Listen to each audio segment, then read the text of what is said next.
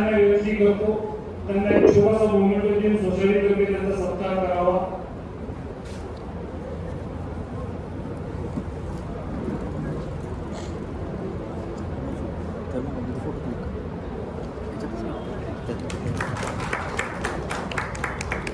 So, Ashutosh, your lecture starts. Hello. Everyone is fine with English, or Hindi and English will be more comfortable. Okay, Hindi and English will do. Okay, so myself Ashutosh. I remember my first book, Pashchimi Chakrapanchi Nani, which is in the Marathi, and it was published on the same stage in 2017. So now it's been 5 years to that opportunity, and I would like to thank ICSRI from the heart.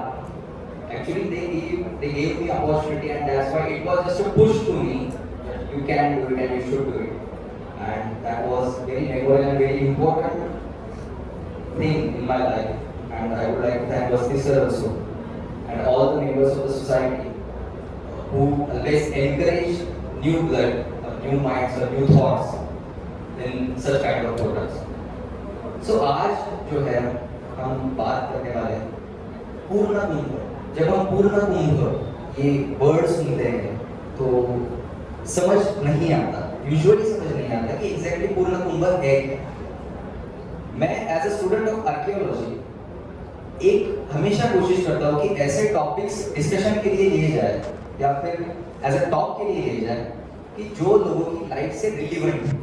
क्योंकि मैं अगर आपको कुछ technical चीज बताऊंगा कि ये यहाँ पे इतना डिग जब हमने लिया तो ये चीज मिली, या फिर ये कॉइन जो है ये इतने ग्राम का है, या फिर इसका ये इम्पोर्टेंस है, तो उसका आपकी लाइफ से डायरेक्ट रिलीवेंस नहीं.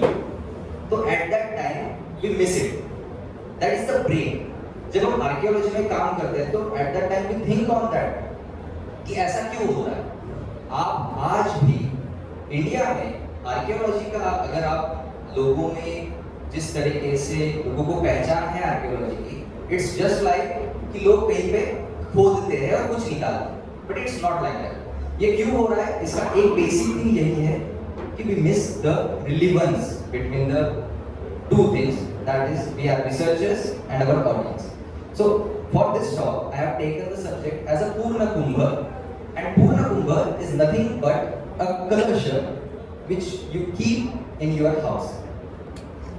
हमें पता है कि हम कलश रखते हैं, तो कलश क्यों रखा जाता है, कलश का क्या इंपॉर्टेंस है, कलश एग्जैक्टली है क्या, और ये जो परंपरा है कलश की ये कब से चलती आ रही है, ये सारी चीज आज हम इस लेक्चर में जानेंगे. और सबसे इंपॉर्टेंट बात कि ये जो कलश है ये कॉइन पे किस तरीके से डिपिक्ट किया हुआ, इसके क्या क्या वेरिएशंस हमें दिखाई देते हैं, बाय द टाइम इसमें क्या क्या चेंज हुआ, ये सब चीजें आज के इस टॉक में हम जानेंगे. So we are talking on the Purna Kumbh on coins, its thought and its representation on various things like archaeological material, like terracotta plates, we can say sculptures, then pillars, and then we are coming to coins. So in this way we are going to start this talk. So सबसे पहले तो ये चीज important है, मैं ये session जो है एज अ डिस्कसिव अगर हो सके तो that will be more graceful to the talk, कि सिंबल होता क्या है. आज हम बोलते हैं कि this is the symbol of the coin, that is the symbol of the coin, and we usually use two words. One is a symbol and second is a motif. So what is the basic difference between two? जब हम symbol की बात करते हैं तो symbol is nothing but a abstract form of thought. हमारे मन में एक thought आता है कोई, जैसे कि as a example हम लेंगे वायु. जब हम वैदिक पीरियड में जाते हैं, वैदिक पीरियड की जब सभ्यता देखते हैं, so at that time we have various gods and goddesses, mostly gods we have. So there we have reference of Vayu, Indra, Varuna, Kushana, like these gods we have. So why there is Vayu? तो हुआ क्या, इस सारी जो ये process है, इस process में सबसे बड़ी भूमिका अगर किसी की है तो वो है आर्टिस्ट की. आर्टिस्ट की क्या सेंस में है कि जब हम कोई वायु अगर मैं बोलूंगा तो सबसे पहला थॉट आता है कि वायु को रिप्रेजेंट कैसे किया जाए, क्योंकि वायु दिखता नहीं, तो वायु को कैसे दिखाया जाए।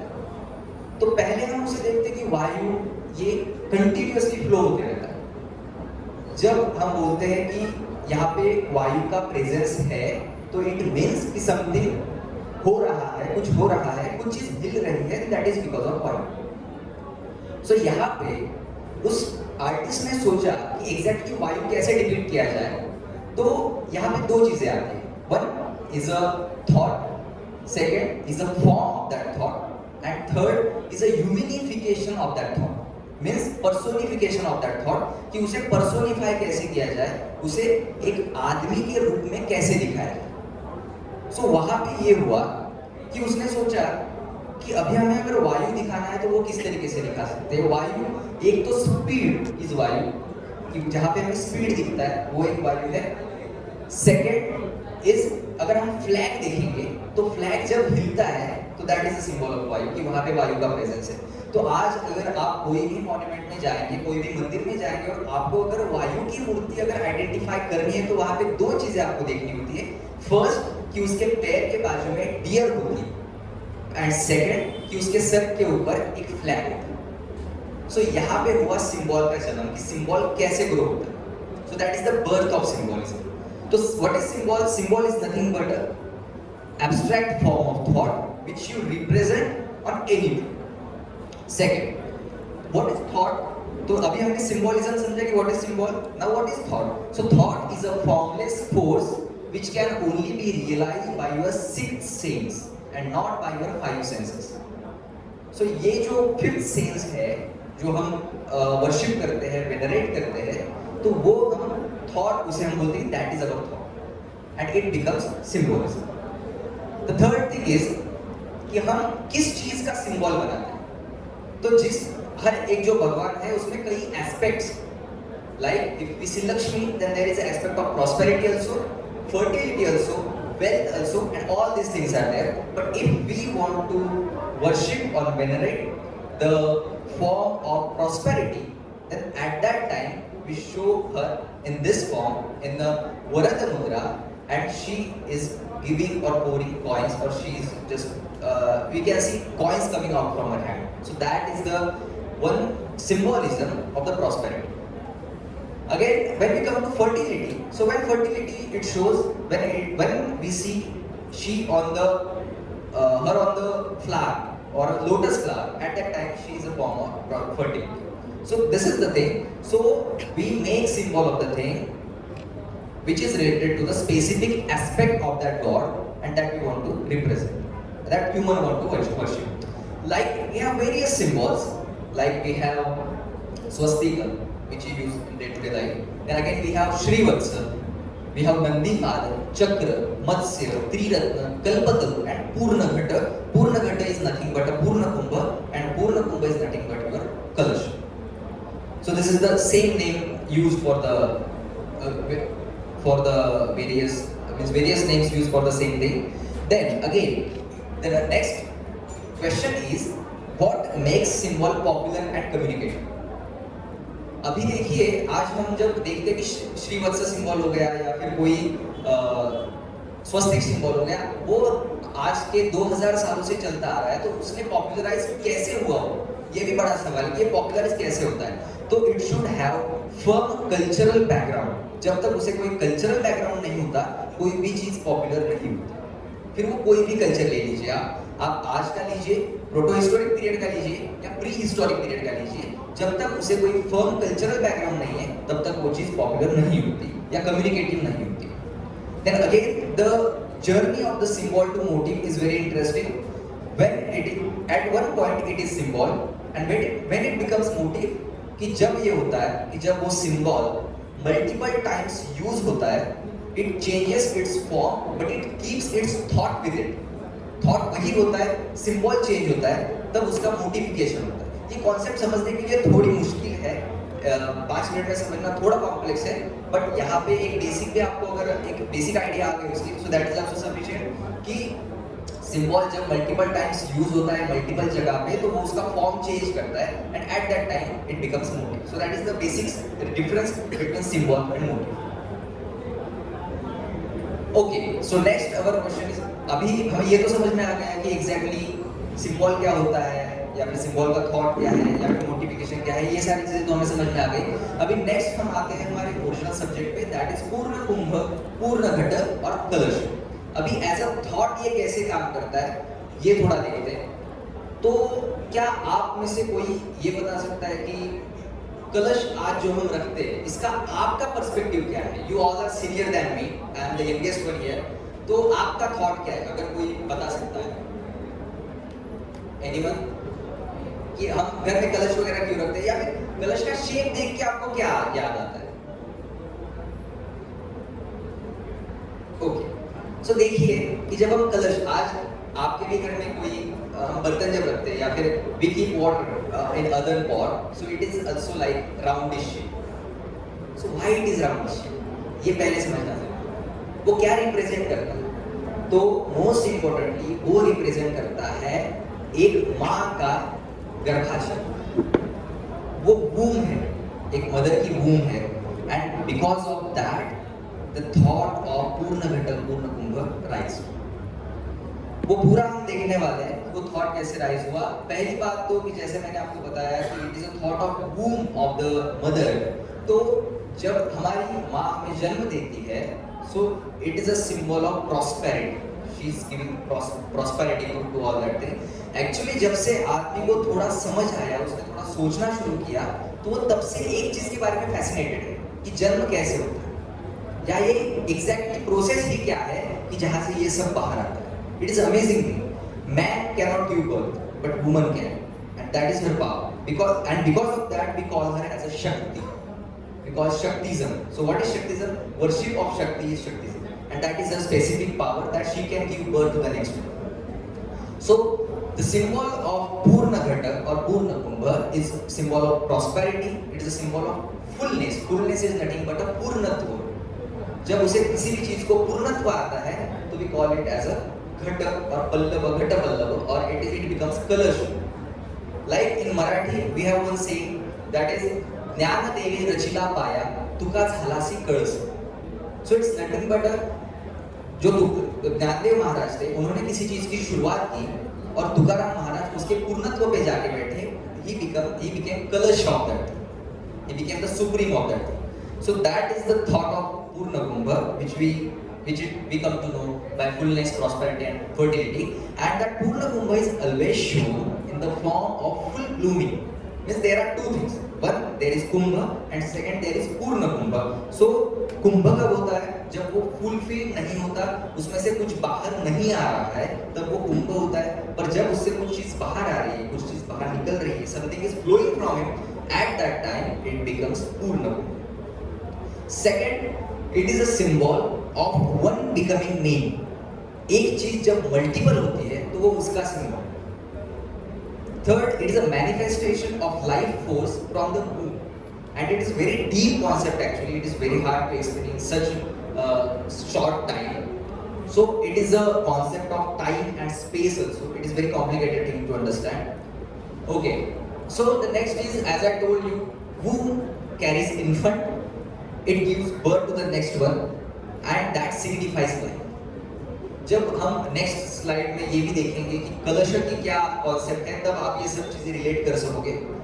Next is, it is endless stream of time compared to the liquid of the vast source of its fullness. Next is, it contains life giving fluid that we called as amrit, and that's why it is also called as amrit kumbh. So kumbh and ghat, जब हम ये बोलते हैं कुंभ या घट बोलते हैं, तो कुंभ इज अ शेप, घट इज आल्सो शेप. सो यहाँ पे ये जो दो नाम इसे आए हैं, तो these are all because of the shape and nothing else. But Kumbh का मतलब ये होता है, कुंभ का मतलब होता है अर्दन पॉट, एक मिट्टी का मटका जिसमें पानी रखा हुआ होता है, उसे हम कुंभ बोलते हैं. नेक्स्ट इज, कुंभ कलश कब बनता है? जैसे मैंने आपको बोला कि सिंबल का मोटिव होता है, तो ये कब बनता है? So when Kumbha becomes a finial part of anything, it becomes Kalash. जब वो सुप्रीम होता है, so पूर्णत्व स्टेज में वो पहुंचता है, तो at that time he becomes Kalash. And जब उससे कुछ लोटसेस बाहर आते हैं, तो ऐसा समझा जाता है कि जब हम अर्दन पॉट रखते हैं तो that is symbol of earth. जब हम उसमें पानी भरते हैं तो that is symbol of Varuna, who is the god of sea, and when the flowers come out of it, it is just a tree of life. But the thought of Purna Kumbha is nothing but a thought of life-giving process. Okay, so next, this is very important and very interesting point कि मैं जो बोल रहा हूँ कि thought of womb, how it is a life or how it shows the womb of the mother. Then we have some evidences from various period. Most important evidence is Lajja Gauri. I think कि आपको किसी को लज्जा गौरी का एक concept पता होगा। Lajja Gauri is a deity which is not worshipped in day-to-day life, but it was very important at one stage in our past. So आप ये observe कीजिए, ये बहुत ही ज़्यादा important है। ये मिला है एक साउथ इंडियन साइड पे, तो यहाँ पे अगर आप देखेंगे तो that goddess is shown in a squatting position and her womb is shown as a कुंभ और the घट। So यहाँ से वो कॉन्सेप्ट हमें ज़्यादा क्लियर होता है कि एग्जैक्टली ये कॉन्सेप्ट आया कहाँ से। Then again this is terracotta from तेर जो महाराष्ट्र में साइट है वहाँ से ये मिला है। This is 3rd-4th century, means आज के 1700 से 1600 साल पुराना है। तो तब भी हम समझ सकते हैं कि वो थॉट क्या था, लोगों का क्या मानना था। तो वो यहाँ पे भी पूरा क्लियर एक डिपिक्शन है कि हर womb is shown as a gutter or as a pot. Then again this is later Gupta period sculpture from Vidisha Museum, MP, and here also the goddess is shown with the 2 flowers as a symbol of fertility and prosperity. And if you observe her womb or her belly, then you can see that it is like it is pot shaped belly.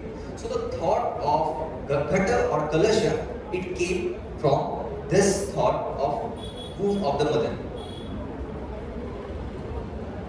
Okay, तो अभी इसका relevance समझते हैं कि आज हम इसे कैसे वर्शिप करते हैं। आज हमें पता है कि हम जब भी कोई पूजा करते हैं तो हम कलश करते हैं। बहुत लोगों को ये नहीं पता होता, स्पेसिफिकली हमारी जो जनरेशन है, न्यू जनरेशन, इन्हें नहीं इसका सिग्निफिकेंस पता या फिर इसका मीनिंग पता नहीं है कि एग्जैक्टली हम ये क्यों रखते हैं। तो इसका जो मतलब है, तो मैं जो सिंबल टू मोटिव ये जो प्रोसेस आपको समझा रहा था, तो this is the thought behind it कि at one time it was symbol, जब ये समझा जा रहा था। And when we are following the things, why we are following the things, the thing is कि हमारे एंसेस्टर्स ने फॉलो किया इसलिए हम फॉलो कर रहे हैं। There is no thought behind that कि ये क्यों किया जा रहा है। We are not eager to understand that thought. So that is the thing कि ये सिंबल मोटिव कब बनता है। तो अभी इसका मोटिफिकेशन हो गया, वी कैन से। तो आज की वर्शिप में हम ये जो पूर्ण कुंभ है ये कैसे यूज होता है या थोड़ा समझेंगे कि कुंभ मतलब ये जो पार्ट है, ये नीचे वाला पार्ट, इसे समझा जाता है कि this is a part of earth, this is a earth. Again when we put water in the Kumbh, so वो सिंबल होता है वरुण का, Varun Dev which is Vedic god. तो वो वरुण का सिंबल होता है, who is a god of sea. Then again जब हम उस पे कोकोनट रखते हैं तो it is nothing but a sign और सिंबल ऑफ कल्पवृक्ष। कल्पवृक्ष का अगर आप थॉट समझेंगे तो ऐसे समझा जाता है कल्पवृक्ष को अगर आप कुछ भी मांगोगे तो वो दे देगा। सो इट इज एट पूर्णत्व स्टेज, वो कुछ भी दे सकता है हमें, it is fulfilled now. So that is that thought. Again next is जब हम उसमें लीव्स रखते हैं अलग अलग, तो इट इज नथिंग बट कि हम कभी भी देखिए कि हम जो एवरग्रीन ट्रीज है उसी के लीव उसमें रखे जाते हैं। तो उसमें हम मैंगो, अश्वत्थ, बैनियन, औदुंबर, फीग ऐसे जो एवरग्रीन ट्रीज है वही हम उसमें यूज करते हैं, बाकी हम उसमें अलग चीजें नहीं यूज करते हैं। नेक्स्ट कि एक बात ये भी समझिए कि जब हम कोई पूजा करते हैं या फिर कोई चीज रिचुअल करते हैं तो वहाँ पे सिर्फ हम घट या पूर्ण कुंभ नहीं रखते, उसके बाजू में आप अगर समझेंगे तो वहाँ पे जो हम एरेकानट बीट जैसे जो सुपारी जिसे हम कहते हैं वो भी रखते हैं। या फिर कुछ लोग होते हैं कि जो हमारे राइस जो होता है कि राइस छोटे छोटे जगह पे ऐसे ऐसे रखे जाते हैं, तो वो क्यों रखे जाते हैं ये समझिए। तो उसका थॉट ऐसा है कि वहाँ पे अष्टदिक्पाल, नवग्रह, सप्तमातृका, रुद्र, ब्रह्म, गणपति ऐसे जो भी अलग अलग गॉड्स है उनको बुलाया जाता है कि आपका भी प्रेजेंस इस रिचुअल में जरूरी है। And because of that it is shown. तो Ashtadikpal is nothing but guardians of 8 directions. 8 जो दिशाएं हैं उनके जो गार्डियंस है उन्हें कहा जाता है अष्टदिक्पाल। नवग्रहास we know different 9 ग्रहास। सप्तमातृका we know, then Rudra Brahma Ganapati and other ऐसे बहुत से डेटीज या फिर वो वहां पे उन्हें बुलाया जाता है। एक ऐसा भी थॉट है कि एक थॉट हमने देखा कि kumbh as a earth, water in it as a Varuna and all this thing, but second thought is वो जो घट है it is nothing but a human body, and human body at the base of that ghata Brahma resides. In the belly of that ghata Vishnu resides, and on top Shiva resides. So that is also one thought which we come to know. Then again, what are the references in the text? पहली तो बात मैं यहाँ पे clear करना चाहता हूँ कि कोई भी जो सिंबल होता है उसका कोई भी एक धर्म से डायरेक्ट कनेक्शन नहीं होता। It is a symbol. It can be used in multiple धर्मास और at multiple times we can say। तो इसका जो रेफरेंस है हमें हिंदू टेक्स्ट में भी आता है, जैन टेक्स्ट में भी आता है एंड बुद्धिस्ट टेक्स्ट में भी आता है। So it is very important कि कोई भी जो सिंबल होता है वो हम किसी एक धर्म से असाइन नहीं कर सकते, नहीं करना चाहिए as a student of history और as a archaeologist I can say. Again, this Purna Kumbha is called by the different names like Purna Kumbha, Purna Ghata, Purna Kalasha, Bhadra Ghata and Chandan Kalasha। इसके अलग-अलग reasons है कि हम इसे अलग-अलग नाम से क्यों बुलाते हैं। तो अभी हमारे पास उतना वक्त तो नहीं है कि पूरा एक-एक चीज हम एक्सप्लेन कर सकें। नाउ इन ऋग्वेद से लेकर हमारे पास इसके रेफरेंसेस हैं सारे। तो ऋग्वेद में कहा गया है कि जो पॉट है जिसमें पानी है वो कनेक्ट किया गया है इंद्र से। was a Vedic deity and he is considered as a god of rain।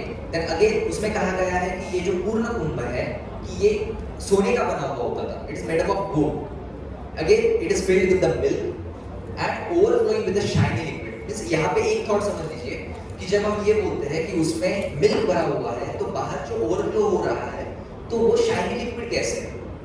अगर हम उसमें मिल्क भर रहे हैं तो मिल्क ही बाहर आना चाहिए, बट वैसा नहीं है। दैट इज इम्पोर्टेंट थॉट कि जो अंदर जाता है वो कुछ और होता है, बट जब वो बाहर निकलता है तो it changes it's form.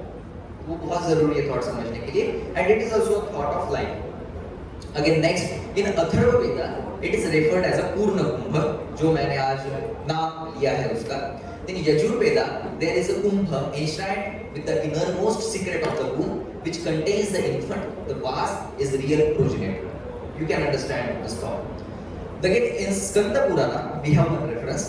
Then in Skanda Purana it is said that people place kumbha at their doors. So ये आज भी हम रिलेट कर सकते हैं कि आज भी हम हमारी जो सोसाइटी है वहाँ पे हम ये पूर्ण कुंभ जो है वो हमारे डोर में रखते हैं। So ये वहाँ से चलता आ रहा है। Then in Matsya Purana we have reference of worship of Kumbha. That in Buddhist literature also we have some references like in Dhammapada Atthakatha we have one reference that Purna Ghata Mandita Gharam. This particular word is used in that text which means a house embellished with Purna Ghata. Means एक घर जो पूर्ण घटे से सजाया गया है। Means it shows prosperity. Okay. So next is very important. कि आप कहेंगे कि हमारे पास दो चीजें हैं, एक तो पूर्ण घटक है एंड सेकंड इज कमंडल। तो how to differentiate between this two, क्योंकि दोनों की अगर आप शेप देखेंगे तो इट इज क्वाइट सिमिलर और पॉइंट्स पे तो आप डिफरेंशिएट ही नहीं कर पाएंगे। तो कैसे डिफरेंशिएट करना है? तो सबसे पहले तो ये होता है कि कमंडल होता क्या है ये समझ लेते हैं। Kamandal is a sign of asceticism. Asceticism is nothing but yogic form कि जब आप योगी बनते हैं तो तब आप कमंडल हाथ में लेते हैं। कमंडल जो एसिडिक होते हैं या फिर जो योगी होते हैं उनके हाथ में दो चीजें होती हैं। एक तो उनके हाथ में भिक्षा पात्र होता है, दूसरा उनके हाथ में कमंडल होता है। तो bhiksha patra is used to take food, any kind of solid food, and kamandal they have for liquid. So this is the importance of that. Then again kamandal is always kept with the people who are wanderers, who wander at every place. Again, it is a sign of knowledge. It is a sign of continuously studying process. It is a process of studying. Again, on points, it is very hard to differentiate between these two. So that's why we have to understand about the context. अभी context क्या होता है? Context ये है कि वो चीज कहाँ पे placed है. That is context. कि अगर उस घट के बाजू में अगर माला आएगी या फिर काठी आएगी तो it is not gutter, then it becomes your commander.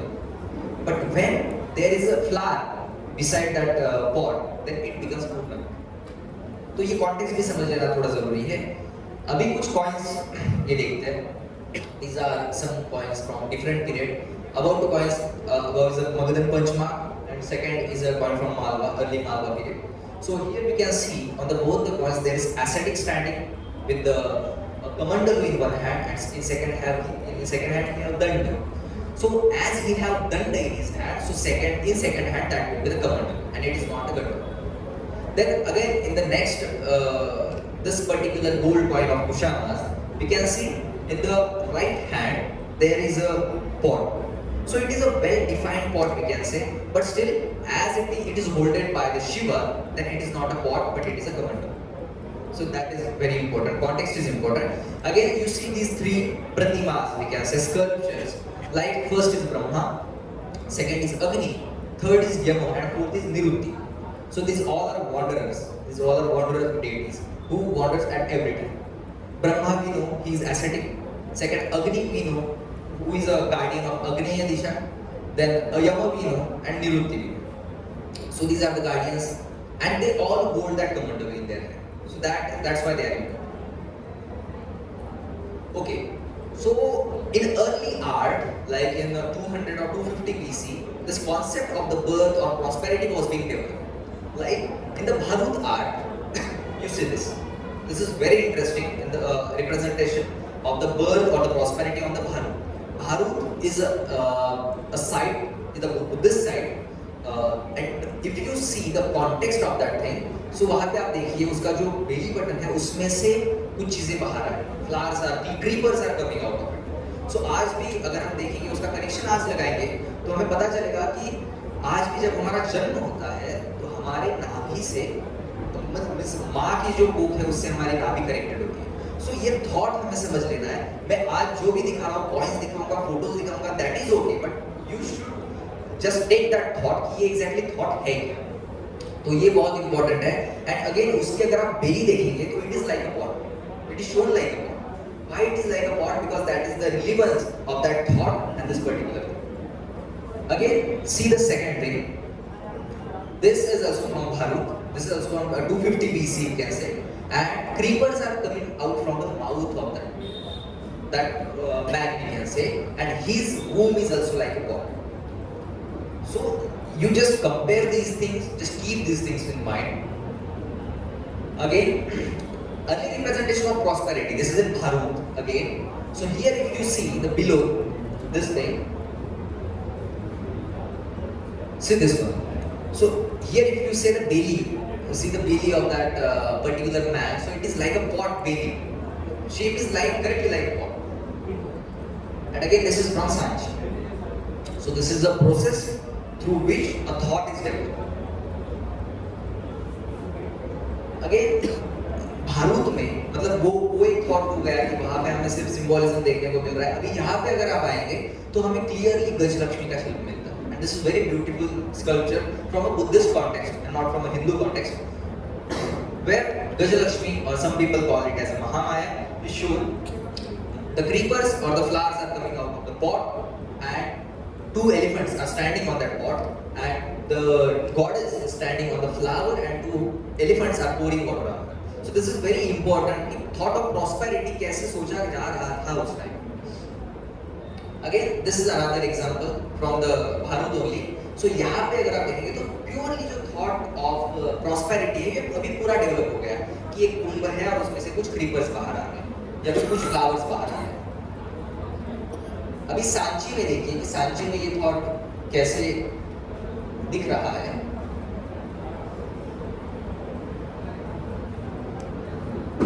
Okay, I think that slide is deleted. Okay, it's okay. हाँ. So next one देखते हैं कि यहाँ पे अभी आप बहुत से मंदिरों में गए होंगे तो आपने अगर मंदिरों के पिलर्स अगर आपने थोड़े ऑब्जर्व किए तो वहाँ पे भी हमें कुछ ऐसे सिंबल्स दिखाई देंगे जैसे हाँ. तो सांची में भी प्रॉस्पेरिटी डिपिक्टेड है. ये बहुत ज़्यादा डिस्कशन का टॉपिक नहीं है क्योंकि आगे हम कॉइन्स भी बहुत ज़्यादा देखते हैं. सो जो मैं बोल रहा था कि जो पिलर्स है टेम्पल्स के, वहां पे ये पूर्ण घट कैसे दिखता है. So first is a temple number 17 from the Sanchi, which is very early temple of Gupta period, we can say. And further there are different types you can see on the screen. Like यहाँ पे देखिए, यहाँ पे अगर आप देखेंगे तो this is very basic form of कुंभ. इस यहाँ पे अभी बहुत ज़्यादा डेकोरेशन नहीं हुआ है. Second अगर आप देखेंगे this is process, this is in process. Something is coming out from that kumbh. In third you can see well developed kumbh on the top of the pillar and at the bottom of the pillar. So at both places you can see. Here it is very well decorated also and very well presented also. And here also it is very well presented. So ये दिखाने का मतलब ऐसा है कि thought जब develop होता है, मीन्स हम कॉइन पे अगर सिंबल देखते हैं तो वो सिर्फ कॉइन पे नहीं आता, वो सोसाइटी के सारे एस्पेक्ट्स में आता है. जहाँ जहाँ पे सोसाइटी उसका रिप्रेजेंटेशन दिखाती है उस सारे थॉट्स में ये दिखता है. तो ये इसका मतलब है दिखाने का. अभी हम आते हैं कॉइन्स पे पर्टिकुलरली. तो उससे पहले कि हमें बहुत से ऐसे रिप्रेजेंटेशंस आते हैं कॉइन पे जहाँ पे डीटी होती है और उसके हाथ में कलश पकड़ा हुआ होता है या फिर पूर्ण कुंभ पकड़ा हुआ होता है. तो ऐसे ही डिपिक्शंस हमें स्कल्पचर्स में भी दिखाई देते हैं. तो ये एक लेट गुप्ता पीरियड के स्कल्पचर्स हैं या फिर पोस्ट गुप्ता पीरियड के स्कल्पचर्स हैं. यहाँ पे अगर आप देखेंगे तो lady is shown holding vase और होल्डिंग कुंभ और घट. यहाँ पे नीचे ये जो है ऊपर, that was very developing stage. यहाँ पे थॉट डेवलप हो रहा है. नदी देवता जिसे हम कहते हैं या फिर प्रॉस्पेरिटी की देवता जो कुंभ या घटा हाथ में लेके, तो ये थॉट डेवलप हो रहा है. बट हियर अगर आप नीचे देखेंगे तो particularly on this sculptures this deity is shown on the her vahana which is मकर. मकर का थॉट अभी अलग है, वो अभी एक्सप्लेन नहीं करूंगा, बट उसके हाथ में भी ये पूर्ण कुंभ दिखाया गया है. तो ये इसी वजह से कि she is a river goddess and she is showing prosperity. अभी ये दो एग्जांपल्स हैं जहाँ पे जैसे हम आज करते हैं वैसे उस टाइम स्कल्पचर्स में या फिर स्टोन में बनाए गए. सो दैट इज वेरी इंपॉर्टेंट. हाँ, अभी आते हैं कॉइन्स पे. अभी यहाँ से कॉइन स्टार्ट करेंगे. तो ये है नर्मदा वैली का कॉइन, एक from 150 BC. It is dated. तो यहाँ पे जो 5 आर्च्ड हिल दिखाया गया है एंड उसके ऊपर 2 कुंभ है. अभी इसका अगर मतलब समझना है तो हमें वो कौन से कॉन्टेक्स्ट में है ये भी समझना होगा कि उसके आजू बाजू में क्या है. तो ये जो आर्च हिल है उसके बाजू में ट्री दिखाया गया है. अगर यहाँ पे कुछ और होता तो इसका शायद मतलब बदल जाता, बट एज वहाँ पे ट्री है तो इसका जो कनेक्शन है वो हम पूर्ण घट या प्रॉस्पेरिटी से लगा सकते हैं. तो it is a form of prosperity shown on the coin of 150 BC from Narmada valley. Again, next is river goddesses holding Kumbh. So how river goddesses are shown on the coin holding Kumbh. So यहाँ पे देखिए कि यहाँ पे इसे अन्नपूर्णा भी define किया गया है, but still there are various possibilities कि इसे क्या कहा जाए एग्जैक्टली. तो यहाँ पे deity is shown holding vase और kumbh in her hand and this coin is from the 2nd century BC. Again यहाँ पे और एक कॉइन है जो वही टाइम फ्रेम से है जिसके हाथ में डेटी के हाथ में कुंभ दिखाया गया है. ओके, ये इंटरेस्टिंग पॉइंट मुझे लगा कि इसे टाइम फ्रेम क्या असाइन करना है, ये भी थोड़ा सवाल लगता है कि इसे पोस्ट गुप्ता कहा जाए या it is from early phase और अर्ली पीरियड. यहाँ पे जो डेटी है she is holding a vase or a pot and she is pouring a water from the pot. तो क्या ये ऐसा दिखाता है कि she is giving birth to the river? तो ये रिवर गॉडेस हम असाइन कर सकते हैं क्या? So this is also one possibility of that thing. Then again this is quite from 11th-12th century of Harshadeva, where that goddess is sitting in a squatting position and she holds a kamandalu or not kamandalu, a pot, or we can say the purna kumbha in her hand. Again, Kubera, we know Kubera. Kubera is a god of wealth, and he is also shown holding, or he is also shown with the we can say pot with him. So beside that Kubera, there is a pot. So these things are interconnected. अगर वो अभी हम उसे कुबेर कैसे कह रहे हैं, तो इसका एक मतलब ये भी है कि उसके बाजू में जो वास दिखाया गया है या फिर जो पॉट दिखाया गया है उस वजह से भी हम उसे कुबेर असाइन कर सकते हैं, because it is a symbol of wealth. That pot is shown as a symbol of wealth. Okay, तो यहाँ पे जो कुंभ ये जो कॉन्सेप्ट है अभी हम फर्दरली देखेंगे तो इसे मैंने 3 पार्ट्स में डिवाइड किया है। First is Kumbh without foliage. अभी फॉलिएज क्या है वो एक बार बताता हूँ कि जब उससे कुछ चीज बाहर नहीं आ रही है and it is just shown as a pot, then it is without foliage, then is normal kumbh. Second, when something is coming out from it, then it becomes purna kumbha. And the third part I have divided, it is a decorated. So these 3 things are there. So we are starting from a just kumbha, that without foliage. Okay, so these are 2 early coins. If you see these coins, on the early coins it is shown in very crude form, in very basic form, and very small space is given to the kumbha on the coin. So context क्या है, वो कितने size में दिखाया गया है, ये भी ज्यादा important. तो so on these both coins the kumbha is shown in very small context. अभी ये थर्ड कॉइन है कि कुनिंदा कॉइन है। अभी कुनिंदा कॉइन पे जो डियर है उसके ऊपर ये कुंभ दिखाया गया है। मैं अभी 2 कॉइन कुनिंदा के यहाँ पे लाया हूँ जो आप ऑब्जर्व कर सकते हो, और अगर आप ऑब्जर्वेशन से देखेंगे so there is quite difference between these 2 coins. On the first coin there is a kumbha above that deer, तो वो राउंडिश साइज का है, but on the second it is rectangular. So why this happened? तो इसका जो context है वो भी समझना जरूरी है, क्योंकि सेकंड कॉइन पे 2 कुंभ दिखाए गए हैं, नॉट जस्ट। सेकंड कॉइन पे अगर आप देखेंगे so there is kumbha here also and here also. So why these 2 kumbhas are shown instead of 1? And पहले कॉइन पे एक ही कुंभ दिखाया गया है। So शायद मैंने जो आपको बोला कि सिंबल टू मोटिव की जो एक स्टेज है, तो वो जो सिंबल था on the first coin became motive on the second coin, and because of that they thought there is a need to keep a new kumbha in between of the goddess and the demon. So it is very important to note, and very interesting, quite interesting, that why these thoughts are created, why these things are represented in this way. Okay, so this is from a pre-Satvahana period. Now it is like a question that can we call this particular thing as a coin or as a token, because on the reverse of this coin there is a flower, just flower, and there is nothing else. So this is a pre-Satvahana period object, and there is a kind of pot is shown on that coin. Then again we have coins from Satvahana period, 2 coins from Satvahana period. On first coin we can see clear kumbh, which is very beautifully shown, and on second coin it is very crude form. So this is also shown, that this transition is also shown on the coin. Then again, this is third coin from the Gupta period. This belongs to Chandragupta II, and here Purna Kumbha or the Kumbha is shown in very beautiful manner. So these are 4 early period coins. Then again we have coin of a Pandya. Now I have a question कि जब हम Pandya books अगर आप देखेंगे तो बहुत सी books में इस पर्टिकुलर सिंबल को फ्लावर पॉट ऐसा असाइन किया है। So why it is called as a flower pot? There is no need to call it that particular symbol as a flower pot, because ये clearly दिखाता है कि ये कुंभ है। ये कुंभ भी दिखाता है क्योंकि उसके बाजू में जो भी सिंबल्स हैं, they are all related to prosperity. तो वो कुंभ हो गया, वहाँ पे आप उसे ये फ्लावर पॉट वगैरह नहीं कह सकते। Then again second coin is from the Hunnic dynasty, post Gupta periods of 6th-7th century, and there is also that kumbha is shown.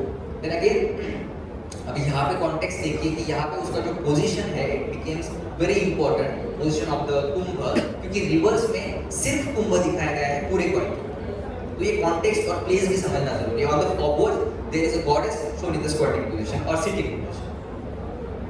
हाँ, this is the 4th coin from Rashtrakuta period, and some different kind of kumbh is shown 8th-9th century. हाँ, now we will see kumbh with foliage. These are 2 early period coins of Yodhayas. On first coin, kumbha is shown very beautifully because the foliages are coming out of it, and on the second coin, 3-4 things are coming out of it. So it is kind of prosperity shown on the early coins of Yodhayas. This is the coin of Chandragupta II, from 4th-5th century, and here also the kumbha is shown very beautifully. This is the representation of kumbha, and actually there is a need to study these symbols very minutely, because हमने ये देखा है कि आज तक बात ये हुआ कि ये सिंबल बहुत ज़्यादा आते हैं, तो हमने इसे निगलेक्ट कर दिया, इसका माइनर स्टडी जो है वो नहीं हुआ। So there is need to study this symbol minutely. Again ये 2 जो कॉइन्स हैं, these are post Gupta period coins. अभी ये देखिए 5 वेरिएशंस अभी आपको यहीं पे दिख रहे हैं कुंभ के, जो कॉइन पे जो लगभग आसपास के पीरियड के कॉइन्स हैं। अभी लास्ट के 3 कॉइन्स अगर आप देखेंगे तो last 2 coins are copies typology of Guptas, एंड वहाँ पे गुप्ता की टाइपोलॉजी कॉपी करके उन्होंने कुंभ वहाँ पे दिखाया है. So it is also very beautiful issue. हाँ, अगेन यहाँ पे ये पर्टिकुलर पॉइंट मुझे बहुत पसंद आया क्योंकि इस पे जो कुंभ है वो पूर्णत्व की ओर दिखाया गया है. क्योंकि आज जैसा हम कुंभ रखते हैं वैसा वहाँ पे दिखाया गया कि उसमें कोकोनट है, उसमें लीव्स है, उसमें पॉट भी है, सारी all things are there. Again, this is from Kalchuri period. It belongs to Kalchuri. It is probable identification.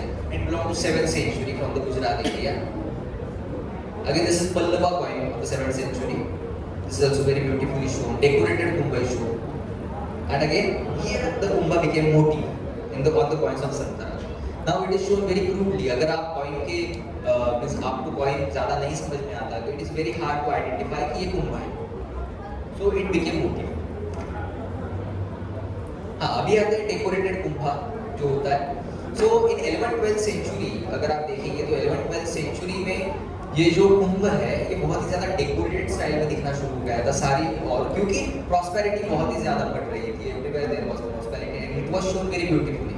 So these are points of 11th-12th centuries where kumbh is shown very beautifully in different manners. कदमबाज आप गोवा का अगर आप कोई देखेंगे particularly तो आपको ये लगेगा कि ये जो कलश कुंभ दिखाया गया है it is taking form of कलश जो मंदिर के ऊपर आपको दिखाई देता है. तो ऐसे ही कलश आज भी मंदिर पे दिखाई देता है आपको. And it is kind of modified form of the kalash from the 12th century from the coins of Santaraj. हाँ, so this was all about the modification, symbolism and all these things. Now here I want to place my observation, my personal observation about coins of Vishnuputti or the Vishnuputti fabric coins. क्योंकि मैंने एक चीज़ यहाँ पे देखी है, अगर इस coin का आपको स्टडी है तो आपको पता होगा कि इसमें अलग अलग सिंबल्स आते हैं. तो मेरा एक ऑब्जर्वेशन इसमें ऐसा है कि इसमें Lakshmi to pot and to Shankar ऐसा ट्रांजिशन पॉइंट पे दिखता है. वो कैसे वो मैं आपको अभी दिखाता हूँ कि this is early this is eastern Chalukyan coin. यहाँ पे देखिए तो आपको एक गॉडेस बैठी हुई है और उस पे two elephants are pouring water on her. So you just observe this thing because it is all about observation. अगर आप सेकंड कॉइन देखेंगे तो उस पे वो जो डीटी है she is standing and she is not sitting now. She is standing. On the third coin यहाँ पे ये ट्रांजिशन बहुत बदल जाता है. यहाँ पे वो जो नीचे का पार्ट है it becomes flower or the flower petals and upper part she lost her legs also and their shankh is shown. Welcome ma'am. I will just repeat this part for the ma'am because I want her comment particularly on this thing.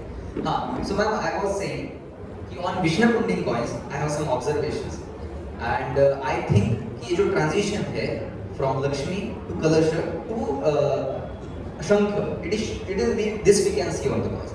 On first coin it belongs to Eastern Chalukya and yet deity is sitting and two elephants are pouring water on her.